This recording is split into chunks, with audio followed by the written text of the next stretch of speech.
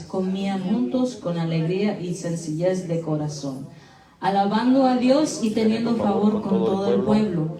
Y el Señor añadía cada día a la iglesia los que habían de ser salvos. Amén. Si podemos inclinar nuestros rostros y poner este servicio en la mano del Señor.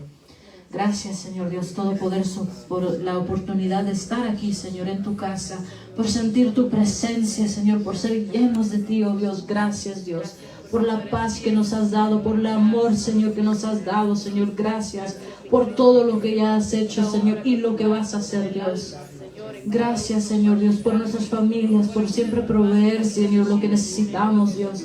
Gracias por estar con nosotros, Señor. Gracias por no abandonarnos, Señor, y estar ahí, Señor. Siempre estás ahí. Gracias, Dios. En el nombre de Jesús, Señor, venimos ante ti, Señor, como pueblo, como iglesia, Dios, pidiendo que seas tu Espíritu Santo, obrando, manifestándote como tú quieras, revelándote, Señor, a nosotros en tu palabra, Dios. Seas tú trayendo ese aliento, Señor, esa palabra a nuestros corazones, que tú seas trabajando como tú quieras, Señor. Seas tú tratando con cada uno de nosotros individualmente como iglesia, Dios. Ayúdanos a poder escucharte, ser sensibles, Señor, a tu palabra, a tu voz, Señor. Que podamos tener ese discernimiento, Dios. Danos el discernimiento que necesitamos para no caer, Señor, y ser aquellas cosas que quieres que nosotros hagamos, Dios. Gracias, Señor Dios. Seas tú tomando control de todo, Señor. Seas tu palabra, Señor. Seas tú, Señor, dirigiendo este servicio hoy en el nombre de Jesús. En tus manos nos ponemos, Señor. En tus manos me pongo, Dios. En el nombre de Jesús. Gracias, Dios. Amén y amén. Hoy quiero... ¿Se pueden sentar? Hoy quiero poner el título del tema de hoy. Es ¿entiendes lo que lees?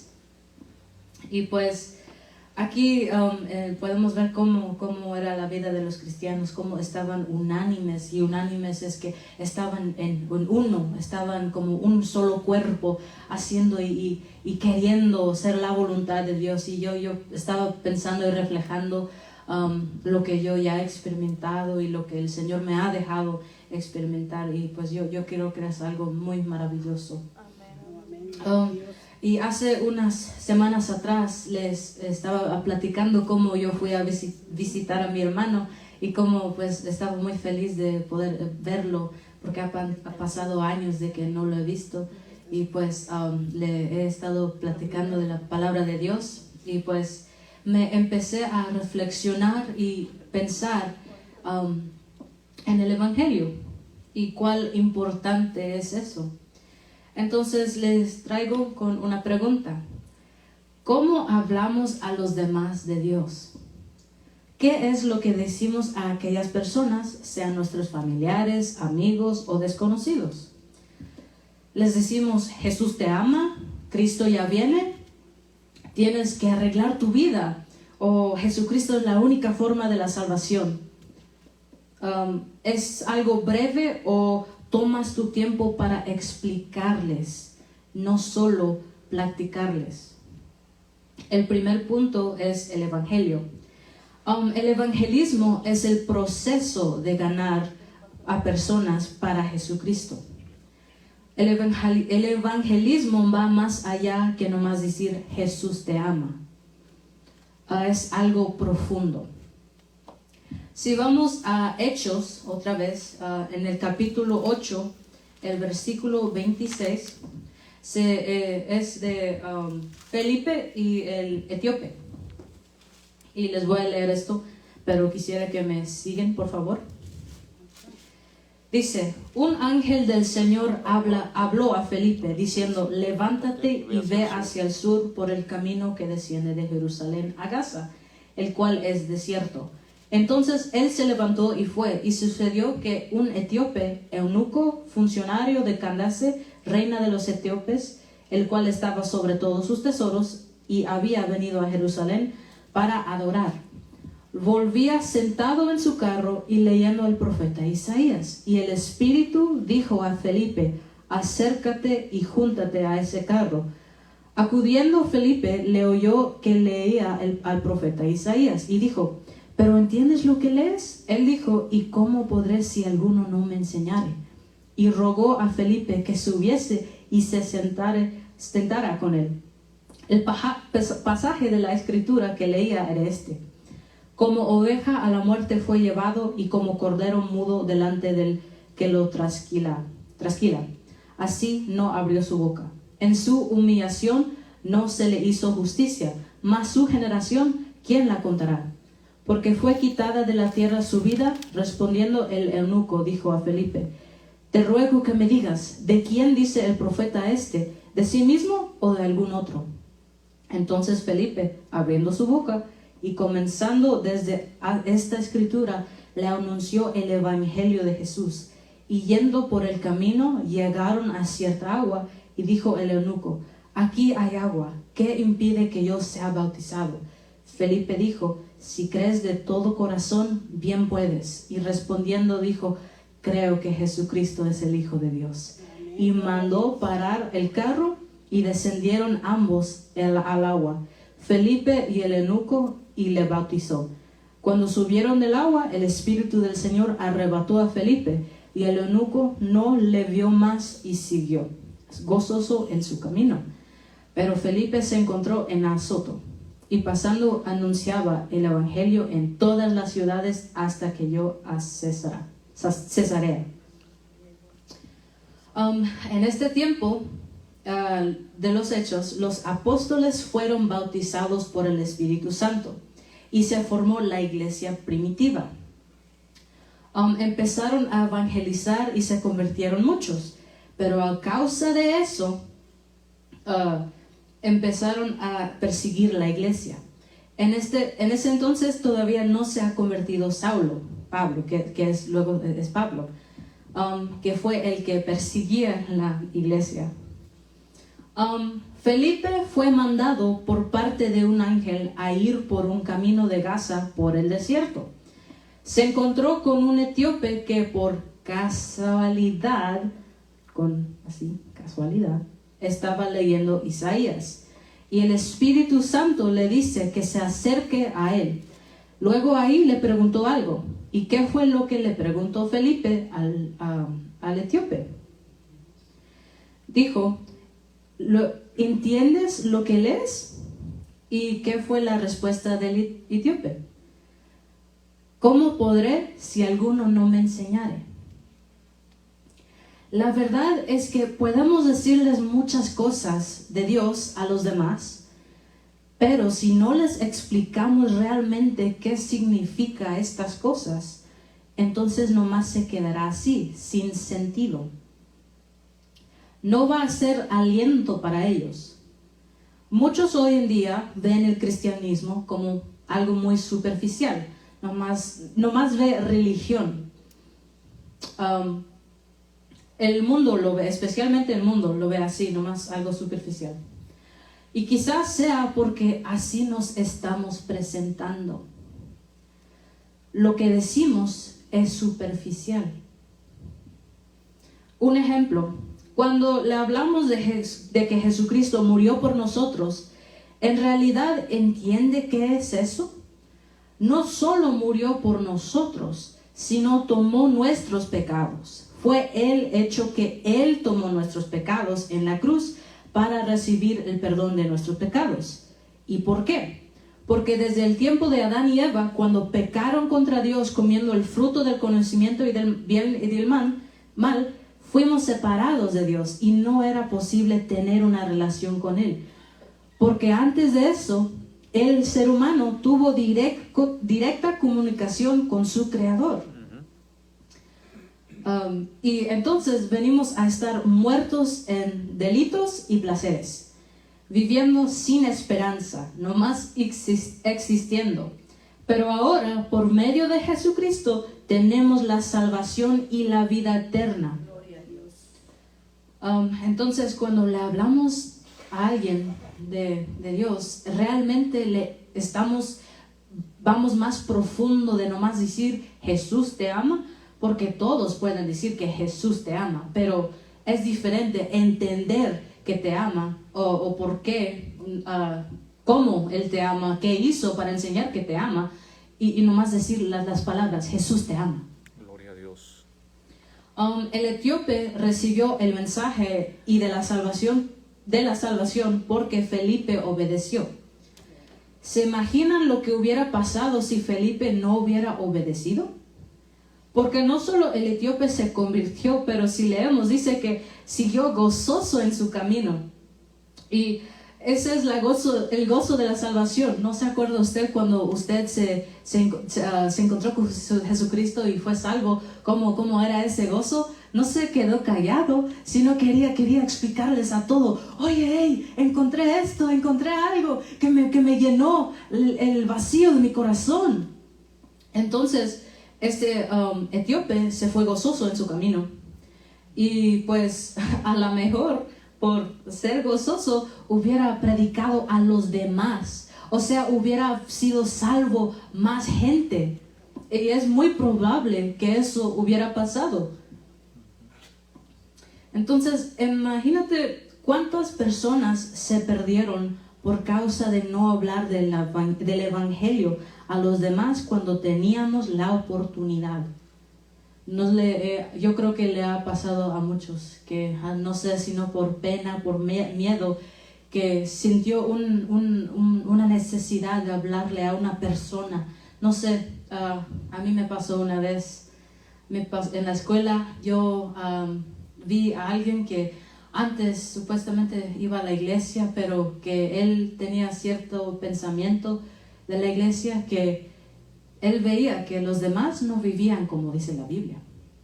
Y yo sentí una necesidad para decirle de Dios, pero nos estábamos yendo de la iglesia, de la escuela, y cuando estaba la oportunidad me frisé, y al fin no le dije, porque luego se fue donde estaban los autobuses y pues ya no le pude decir. Pero eso, no sé. Después de eso me entró un peso que me arrepentí de no haberle hablado de Dios. Pero, y no solo sería a ellos que se pierden, sino a los que pudieran haberse salvado también a causa de esa persona. ¿Cuánto fruto produciría eso? ¿Y cuánto fruto hubiera perdido por no hablarle a esa persona?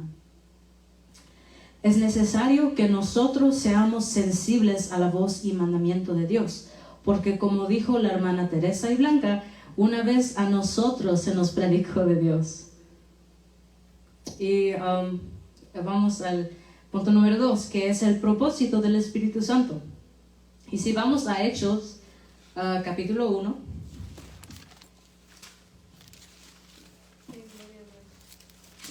capítulo 1, versículo 7. Antes de leer, quisiera preguntarles algo. Iglesia, ¿para qué tú quieres ser lleno del Espíritu Santo? ¿Por qué quieres el bautismo del Espíritu Santo? En el versículo 7 dice,